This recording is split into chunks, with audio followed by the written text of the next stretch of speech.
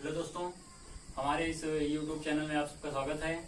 मैं आज आप लोगों को रसायन विज्ञान के अगली कड़ी में विलयन चैप्टर 2 विलयन इसके अगले टॉपिक पे हम ले चलते हैं आप लोगों को। इसके पहले तो हम पढ़ चुके हैं द्रव, हम द्रव के बारे में पढ़ रहे थे। विलयन है पहला तो हम पढ़ चुके हैं गैस प्लस द्रव के बारे में, जो कि इससे हमारा कौन सा इसमें था हमारा हेनरी का नियम। इसमें क्या था हमारा हेनरी का, गैस प्लस द्रव में हम हेनरी का नियम पढ़े थे। फिर इसके बाद हम अगला पढ़े थे द्रव प्लस द्रव। क्या पढ़े थे? द्रव प्लस द्रव। इसमें क्या था? इसमें था आपका राउल्ट का नियम। इसमें क्या था आपका? राउल्ट का नियम था। आज हम पढ़ने वाले हैं द्रव। इस टॉपिक में जो है आज की इस वीडियो में हम जो है द्रव प्लस ठोस के बारे में पढ़ने वाले हैं। द्रव जो है ठोस में किस प्रकार विलय होता है, इसे आज पढ़ेंगे हम। इसके बारे में आज हम पढ़ेंगे अणुसंख्य गुणधर्म। इसमें जो है 4 टॉपिक है अणुसंख्य गुणधर्म में। आज इस सब के बारे में हम बात करेंगे। अणुसंख्य गुणधर्म के बारे में, ठीक है। तो आज इस वीडियो में हम अणुसंख्य गुणधर्म का टॉपिक है हमारा, तो इसमें आज हम पढ़ेंगे, ठीक। तो चलिए हम स्टार्ट करते हैं। जैसे देखिए इसमें क्या है, पहले तो हम आपको एग्जांपल से समझाते हैं, फिर उसके बाद अभी इसकी परिभाषा लिखेंगे, फिर अच्छे समझाएंगे, समझ जाओगे, ठीक। तो आज हमारा टॉपिक क्या है? ठोस और द्रव का है। द्रव और ठोस है, ठीक है। द्रव यहाँ पे आपका क्या होगा? द्रव यहाँ पे आपका जो है वो विलायक के रूप में होगा। क्या होगा? विलायक के रूप में होगा। और ठोस जो है वो किस रूप में होगा? विलेय के रूप में होगा, ठीक। द्रव जो होगा वो आपका विलायक के रूप में होगा, ठोस जो है वो आपका विलेय के रूप में होगा। तो देखिए इसमें हम जल लेते हैं, ठीक। यहाँ पे आपका क्या है, ये इसमें आपका ये पात्र है, इसमें आपका जल भरा हुआ है, ठीक। और इसका जो है शुद्ध विलायक, ये आपका क्या है? विलायक है। लिख देते हैं हम विलायक। विलायक आपका क्या है? जल है, H2O। तो यहाँ पे मोल प्रभाव जो है, इसके पहले आप वीडियो अगर देखे हो तो उसमें क्या था? जब विलायक था मतलब शुद्ध जल था, तो उसका शुद्ध जल का वाष्प दाब भी था। यहाँ पे हम शुद्ध जल का या शुद्ध विलायक का, शुद्ध विलायक का वाष्प दाब लिख लेते हैं P1 शुद्ध विलायक का जो है वाष्प दाब कितना है? P1। ये आपका एक बंद पात्र है, ठीक है। तो इसे जो है किसी निश्चित ताप पे उबाला जा रहा है, गर्म किया गया है। तो इसमें से जल है, तो जल आपका क्या होगा? वाष्पित होगा, ठीक है। तो वाष्प जल जो है वाष्पित होकर के यहाँ पे जो आयतन है, मतलब जो खाली जगह है, उनको क्या कर लेगा? ये घेर लेगा। वाष्प जो है यहाँ पे जो खाली जगह है ये घेर लेगा। लेकिन कुछ समय पश्चात इनके बीच जो है साम्य अवस्था आ जाती है, ठीक है। साम्य अवस्था मतलब कि इनके बीच के जो बैलेंस है वो बराबर हो जाते हैं। जब साम्य अवस्था आ जाती है तो जो ये वाष्प है, ये वाष्प जो है जल पर दाब लगाते हैं। ये वाष्प जो है जल पर दाब लगाते हैं। तो इसी में आप यही जो है साम्य अवस्था होती है। साम्य अवस्था में जो है ये होता है कि जब जल जो है वाष्प बनकर ऊपर खाली स्थान को घेरता है, तो कुछ ऐसी साम्य अवस्था या ऐसा समय आता है कि वहां पे जो वाष्प है वो पुनः जल पर दाब लगाने लगते हैं, ठीक। तो ये तो आपका हो गया विलायक। अब इसी के साथ हम ठोस लेते हैं, ठोस विलेय। ठोस विलेय में मान लीजिए हम क्या ले लें? NaCl, ठीक है। NaCl आप समझ रहे हैं, नमक। तो नमक जो है वो तो उसका द्रव तो है नहीं, वो ठोस है एक। तो इसमें तो कोई वाष्प दाब होगा नहीं, मतलब P2 अगर इसमें देखा जाए, इसका शुद्ध वाष्प दाब क्या आएगा आपका? 0 आएगा। अगर इसका देखा जाए शुद्ध वाष्प दाब क्या होगा? P2 अगर देखा जाए क्या आएगा? वो 0 आएगा, क्योंकि वो ठोस वो द्रव तो है नहीं, ठीक। तो इनसे जो विलयन आपका बना, इन दोनों से मिलकर के जो आपका विलयन बना, देखिए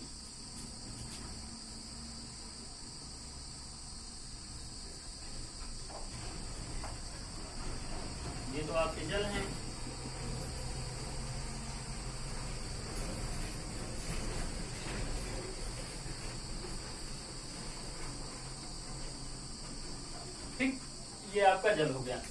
तो जब ये विलयन बना तो इनकी जो सतह है, इस सतह पर जो है, जो इनकी सतह है, विलयन की जो सतह बनी, इस पे क्या होगा कि कुछ तो जल के वाष्प दाब आ जाएंगे, कुछ स्थान जो है इनकी सतह का, ये जो ठोस विलेय है नमक, इसके जो कण हैं वो इसकी कुछ सतहों को क्या कर लेगा, घेर लेगा। ठीक है, कुछ सतहों को घेर लेगा इसके, और कुछ सतहों पर कुछ सतहों पर जल का वाष्प दाब आ जाएगा। तो इसमें आपका ये प्रक्रिया हो रही है कि जो वाष्प दाब है, अब यहाँ पे जल वाष्पित होगा, ना कि आपका नमक वाष्पित होगा। तो जल का जो वाष्प है वो क्या हुआ, कम हो गया। किसके कारण, नमक की जो सतह एक ऊपर जम गई। ये देखो जो काले वाले हैं ये नमक की सतह को दिखा रहा है, और ये जो नीले वाले हैं ये आपके जल के वाष्प दाब है। तो जब यहाँ से जल आपका वो उड़ना चाहा, मतलब वाष्पित होना चाहा, तो ये जो नमक के कण हैं ये इनको क्या किए, रोक लिए। लेकिन यहाँ पे क्या है कि यहाँ पे जब वाष्पित होना चाहिए, यहाँ पे भी जल है, तो ये इसके साथ क्या है, बाहर। तो यहाँ पे देखा जाए कि जितने ज्यादा मात्रा में यहाँ आपका वाष्पित हो रहा था जल, लेकिन उतनी मात्रा में यहाँ पे जो है आपका जल वाष्पित नहीं हो रहा है। ठीक है, तो यही जो है आपका, अब यहाँ पे जो वाष्पित हो रहा है, ये जो वाष्प निकल रही है यहाँ पे जल का, ये तो नमक रोक ले रहा है, पूरा नहीं निकल पा रहा है। तो यहाँ पे इस जल का हम वाष्प, विलयन में जल का वाष्प दाब ले लेते हैं। विलयन में जल का वाष्प दाब हम लिख लेते हैं P1। ठीक है, विलयन में जल का वाष्प दाब कितना हो गया, P1 हो गया। और दूसरा आपका P2 क्या आएगा, इसमें P2 आपका 0 ही आएगा। ठीक है, क्योंकि यहाँ पे नमक तो वाष्पित हो नहीं रहा है, जल वाष्पित हो रहा है। ठीक, तो ये तो ठोस और द्रव का विलयन किस प्रकार से बनता है ये हम आपको बताएं। अभी इसमें से एक समीकरण निकलेगा, पहले इसके लिए हम परिभाषा देख लेते हैं। तो यहाँ पे देखिए, हम बता रहे थे, आपसे बात कर रहे थे अणुसंघ गुणधर्म के बारे में। ठीक है, तो पहले जानिए अणुसंघ गुणधर्म की परिभाषा क्या होती है, हम इसको भी लिख दिए हैं। वे सभी गुणधर्म जो विलायक में उपस्थित कुल कणों की संख्या के अनुपात पर निर्भर करते हैं। मतलब कि विलायक में कितने कण हैं ये उनकी संख्या के अनुपात पर निर्भर करते हैं, परंतु विलेय कणों की प्रकृति पर नहीं। मतलब जो इसमें जो गुणधर्म है, अणुसंघ गुणधर्म का जो मतलब है, वो विलायक जो है वो किसके गुणधर्म पर निर्भर है, विलायक के। देखिए यहाँ पे लिखा वे सभी गुणधर्म, मतलब इसके जितने भी गुणधर्म हैं जो विलायक में उपस्थित कुल कणों की संख्या के अनुपात पर निर्भर करते हैं, जबकि विलेय कणों की संख्या की प्रकृति पर नहीं। प्रकृति का मतलब है यहाँ पे ठोस विलेय आपका कैसा भी हो, चाहे जितना हो या कम हो, उससे वहां पे कोई मतलब नहीं है। ठीक, ये 10 ग्राम हो, 20 ग्राम हो या 100 ग्राम हो, कुछ भी हो।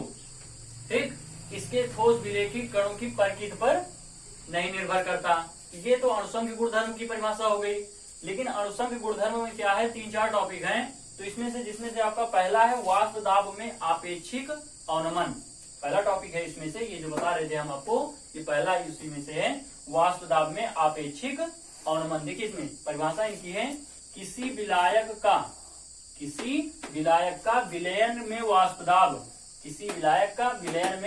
वाष्प दाब, अवाष्पशील विलय। अब देखिए ये ठोस विलय जो है ये क्या है, अवाष्पशील है ना, ये तो वाष्पित होगा नहीं।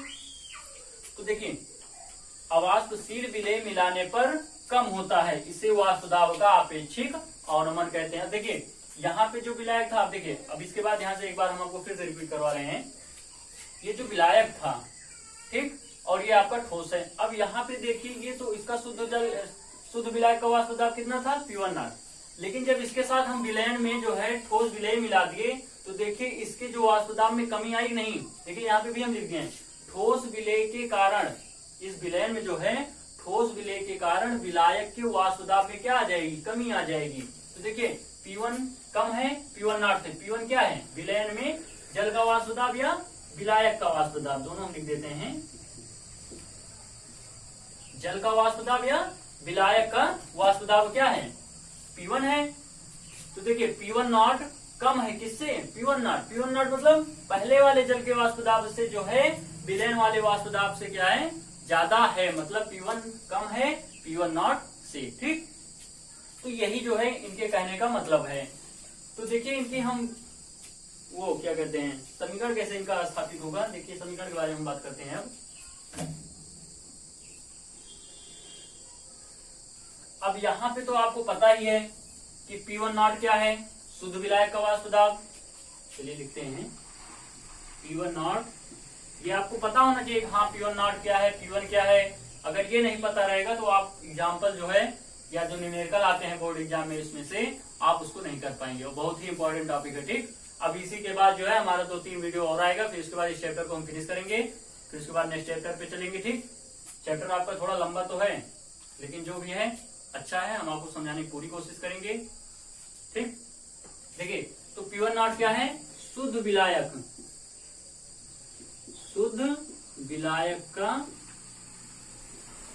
वाष्प दाब। ठीक, और P1 क्या है, P1 है विलयन में,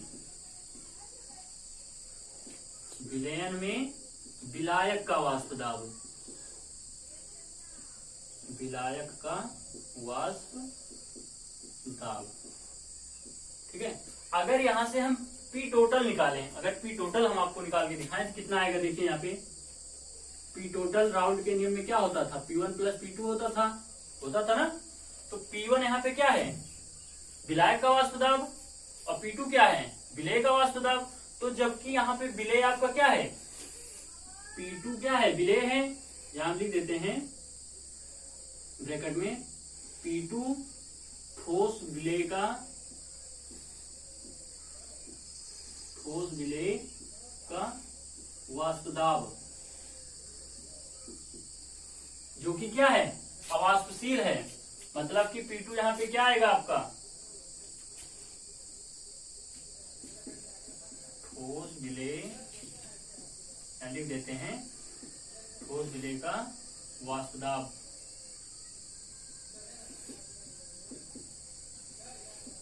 P2 इक्वल टू क्या आएगा, 0 आएगा, क्योंकि ठोस विलेय आपका क्या है, नमक है, वो की जो कि क्या है, अवाष्पशील है, वो तो उड़ नहीं रहा है, तो क्या आएगा, वो 0 ही आएगा ना। तो जहां पे अगर 0 हो जाएगा तो P टोटल आपका कितना आएगा, P1 ही आएगा।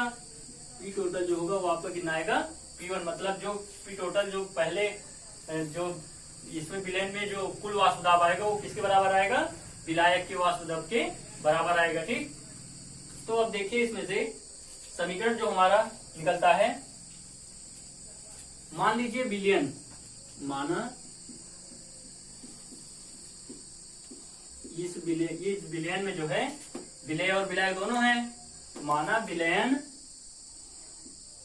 विलायक का मोल अंश, विलायक का मोल अंश हम कितना ले लेते हैं, x1। और विलयन में आपका क्या है, विलेय भी है, तो ठोस विलेय जबकि है,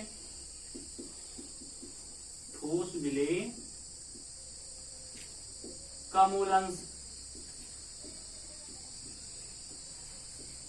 ये हम क्या ले लेते हैं, x2 ले लेते हैं। ठीक, ठोस विलेय का मूल अंश कितना ले लेते हैं, हम x2 ले लेते हैं।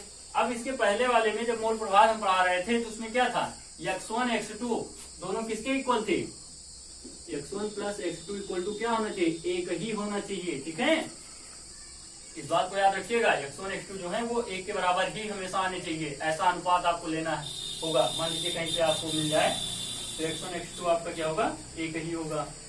तो देखिए x2, अब यहाँ पे देखिए, यहाँ पे बात हुई थी कि परंतु विलेय कणों की परिचित पर नहीं, इसके जो ये कितना है इस बात पे डिपेंड नहीं करता, x1 विलायक की कणों की संख्या पे हमको निर्भर है। ठीक है, तो अगर इसका हम निकालना चाहें समीकरण,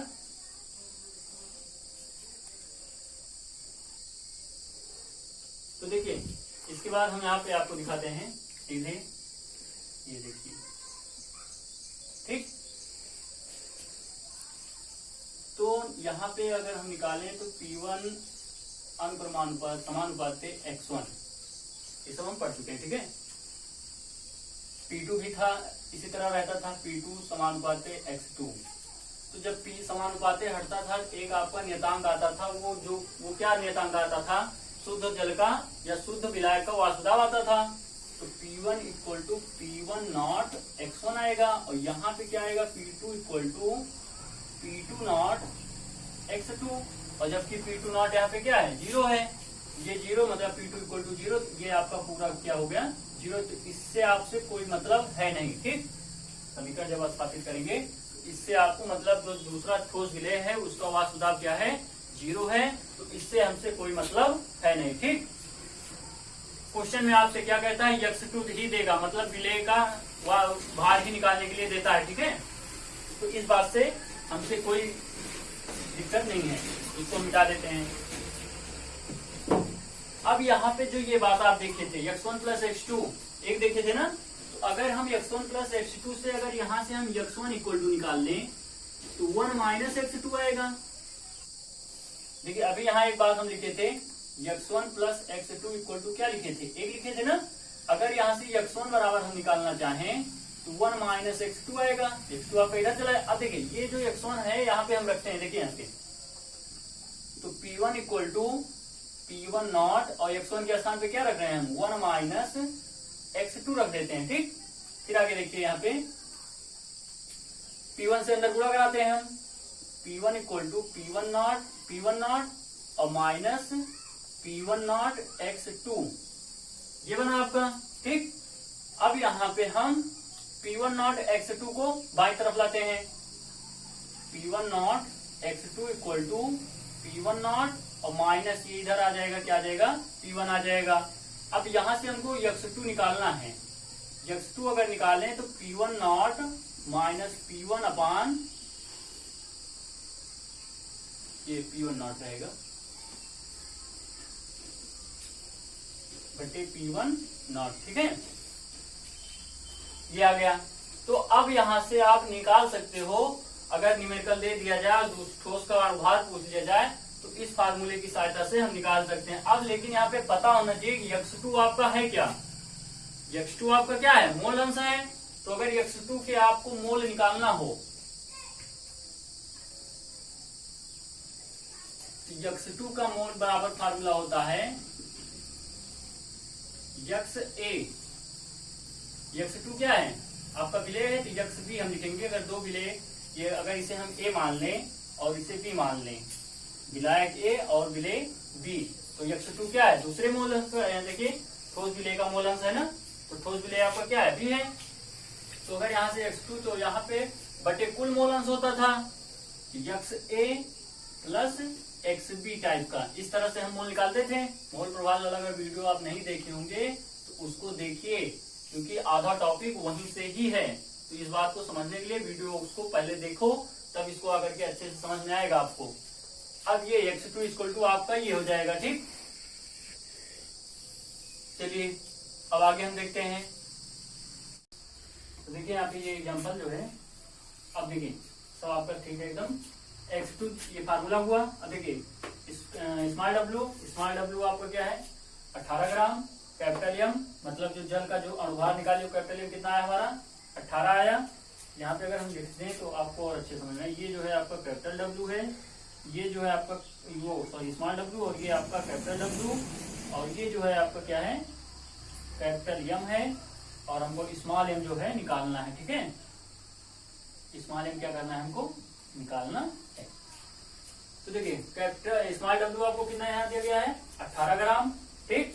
कैपिटल M कितना दिया गया है, ये यहाँ निकालिए 18, और स्मॉल m हमको निकालना है। कैपिटल W आपको कितना दिया गया है 100 बराबर P1 नॉट माइनस P1 बटे P1 नॉट, ठीक है। तो 18 का 324 होगा और बटे में 100 m आएगा 0.31, ये इस तरह से आ जाएगा। तो इनको इस तरह से सॉल्व करेंगे तो हमारा जो आंसर आएगा अंततः वो कुछ आएगा लगभग में m small m equal to 183, ठीक है। ये ग्लूकोज का क्या आएगा अनुभार, ये क्या है ग्लूकोज का अनुभार। तो कुछ ये जो है हमारा जाकर के इस तरह से आंसर आएगा। इसी के आधार पे आप अपने एनसीईआरटी बुक से क्वेश्चन लगाइए और अपना कॉन्फिडेंस आगे बढ़ाइए, ठीक। वीडियो देखने के लिए थैंक्स।